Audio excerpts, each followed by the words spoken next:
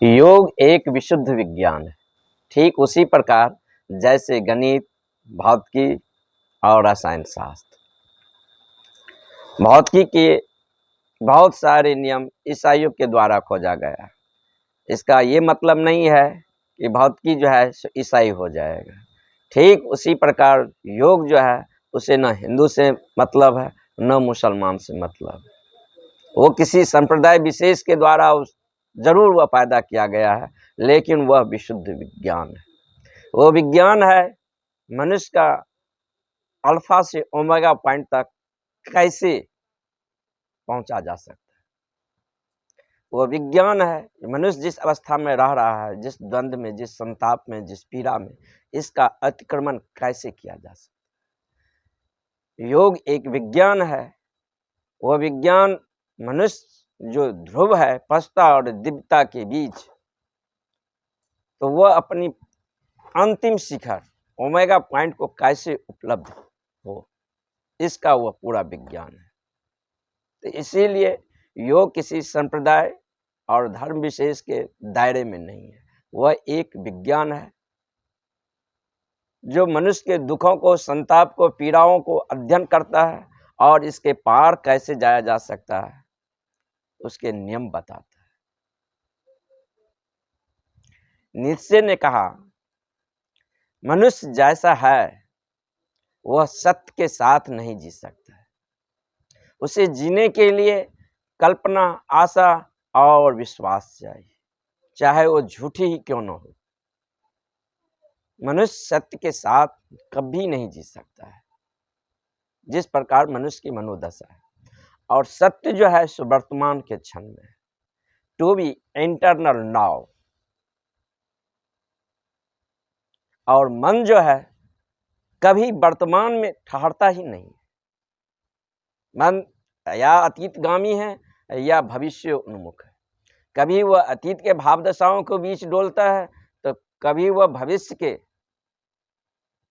कल्पना और आने वाले सुखों के बीच डोलता है। वह वर्तमान क्षण में रुकना ही नहीं चाहता।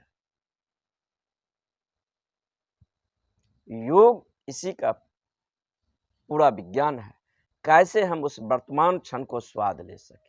हम कभी स्वयं को, अपने आप को उस क्षण में अपने आप को पूरा उपस्थित ही नहीं पाते। मैं अपने प्रेमिका, मित्र, दोस्त के साथ रहता हूँ। हम एक दूसरे से बातचीत भी करते हैं, लेकिन एक दूसरे के प्रेजेंस को अनुभव नहीं करते। आदमी एक दूसरे से हाथ मिलाता है, लेकिन वह हाथ ऐसे जो मुर्दा के हाथ को शेक हैंड करता है, लेकिन वह ऐसा जो उसमें कोई जीवन नहीं हो, लाइफ फोर्स न हो।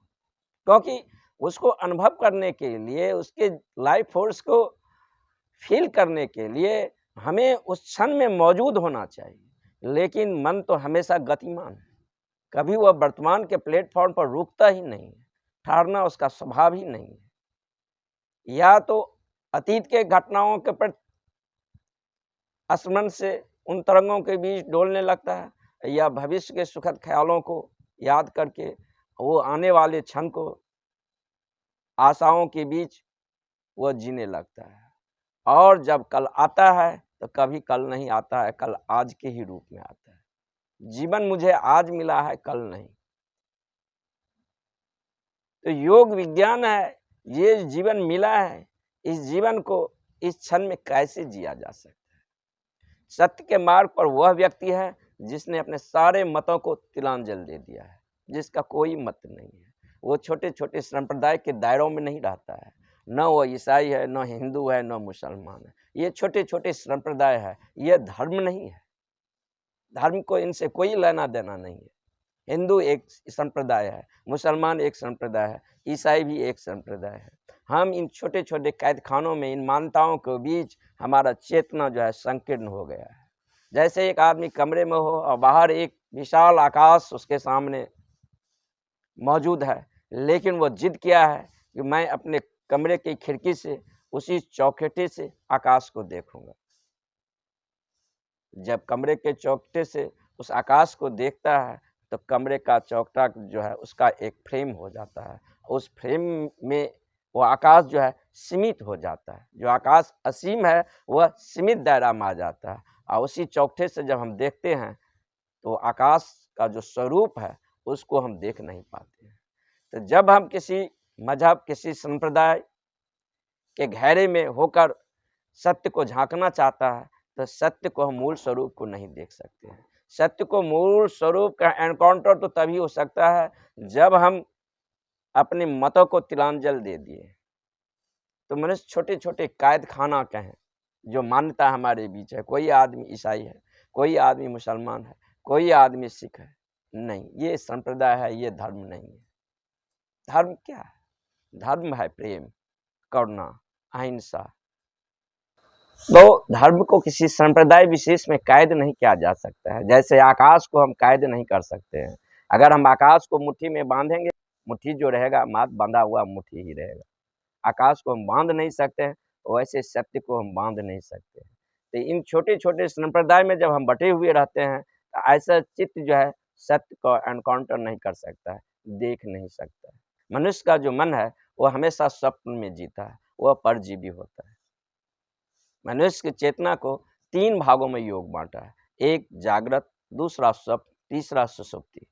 जब जागृत से चेतना स्वप्न में जाता है तो स्वप्न शुरू हो जाता है, और जब स्वप्न विहीन निद्रा, अतल गहराई में मन जब उतरता है, तब वहां स्वप्न नहीं होता है, सुषुप्ति होता है। अगर मनुष्य उस गहरी निद्रा को, स्वप्न विहीन निद्रा को, अगर उस तल को नहीं छुआ है नींद में, तो दिन में कुछ अपने को खोया खोया महसूस करेगा। कुछ ऐसा लगेगा जो रात सोए भी थे लेकिन ठीक से नहीं सो पाया।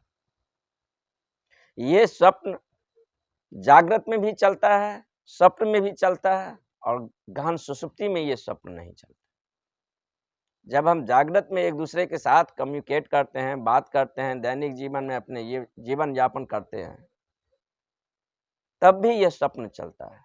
जरा सा भी आप स्वयं को अपने आंखें बैठ जाएं कुर्सी पर और चुपचाप कुछ न करें, तो देखेंगे कि मन जो है अनर्गल वार्तालाप जारी कर दिया है।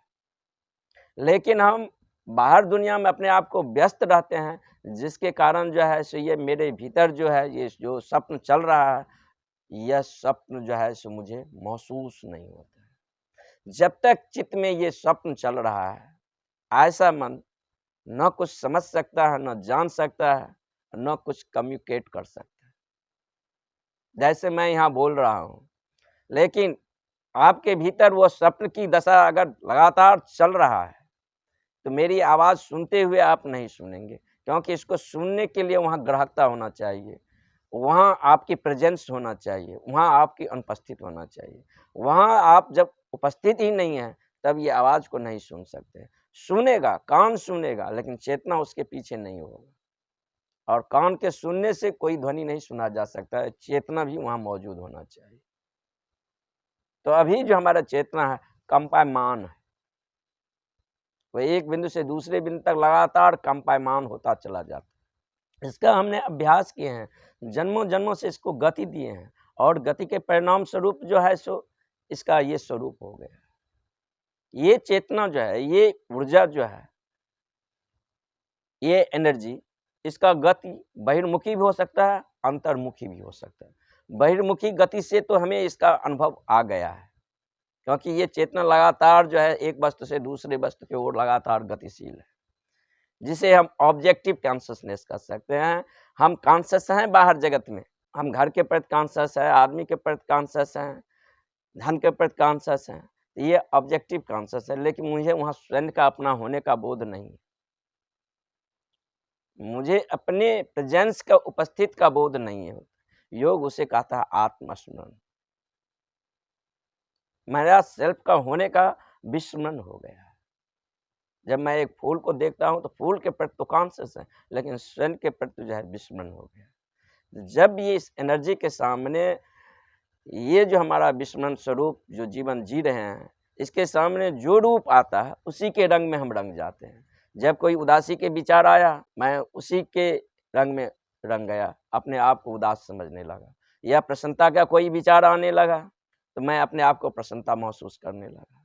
या क्रोध आया या काम वासना ने मुझे आकर घेरा, मैं अपने आप को उसके वशीभूत हो जाता हूँ, क्योंकि मेरा अभी स्वयं का सेल्फ का कोई केंद्र नहीं है जिस केंद्र पर मैं अपने सेल्फ के प्रति स्मरण रख सकूं।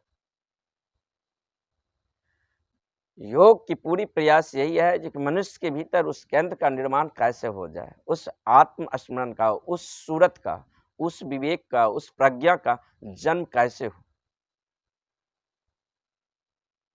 जब योग के विधियों पर हम काम करते हैं, उसके विधियों से हम गुजरते हैं, हमारे भीतर एक क्रिस्टलाइजेशन होता है और उस क्रिस्टलाइजेशन के कारण भीतर एक केंद्रीकरण होना शुरू हो जाता है। तब हमारा चेतना जो है सो डबल एरो में हो जाता है। अभी हमारा चेतना को जो तीर है सो सिंगल एरो में है। जब हम फूल के ओर देखते हैं तो फूल के ओर उसका तो तीर है, लेकिन स्वयं के ओर उसका तीर नहीं है। लेकिन चेतना का जो एरो है, जब हमारे भीतर वो केंद्रीकरण घटता है तब वो डबल एरो में आ जाता है। मैं फूल को भी देखता हूँ और उसके प्रति मैं कॉन्शियस हूँ और स्वयं सेल्फ के भी कॉन्शियस हूँ, और फूल और अपने बीच एक संवाद होने देता हूँ और अनुभव करता हूँ उसके होने के, उसे आत्मसात करता हूँ, तब उसके बारे में अपना अभिव्यक्ति देते हैं। लेकिन अभी जब मैं फूल को एनकाउंटर करता हूँ, बीच में ही मन आ जाता है, गुरु से, शिक्षक से, परंपरा से, उसके बारे में जो टीका टिप्पणी दिया है, मन उस टीका टिप्पणी लेकर हस्तक्षेप करना शुरू कर देता है। तो मैं कभी फूल को या अपने प्रेमी को या प्रेमिका को कभी देखा ही नहीं है, कभी नग्न आंखों से उसे देखा ही नहीं है, जाना ही नहीं। उसे जानने के लिए हमें पूरी वर्तमान में मौजूद होना चाहिए। योग एक विज्ञान है जो मनुष्य को वर्तमान में होने की कला सिखाता है और वर्तमान के क्षण से परमात्मा के द्वार में हम प्रवेश कर सकते हैं। परमात्मा, मंदिर, मस्जिद और मूर्ति जो इंसानों के द्वारा बनाया गया है, जिस पर इंसानों का हस्ताक्षर है, उस मंदिर, मस्जिद, मूर्ति में वो खोजता है, नहीं मिलेगा। और परमात्मा ने मुझे बनाया है, इस पर उनका यह हस्ताक्षर है। अगर वह मिलेगा तो हमारे ही भीतर जो शरीर है, ये मंदिर है। इसके भीतर जो बैठा हुआ है वह चेतना, जिसे अभी हम नहीं जान रहे हैं, न समझ रहे हैं, आत्मविस्मरण हो गया है, अपने आप को शरीर ही समझ रहे हैं, मन ही समझ रहे हैं, हमेशा तरंगों के बीच सुख दुख, आशा निराशा, इन भाव दशाओं के बीच डोलते हुए रहते हैं। ये आत्मविस्मरण होने के कारण, जब आत्मस्मरण हो जाता है तब जो है सो मेरा परिध से अपना जो आइडेंटिफिकेशन किए हैं वो समाप्त हो जाता है और चेतना स्वयं के भीतर अंतर्मुखी हो जाता है और जिस केंद्र से ऊर्जा बाहर जा रहा था उसी केंद्र पर ऊर्जा पुनः जो है अपने स्रोत पर वापस लौट जाता है।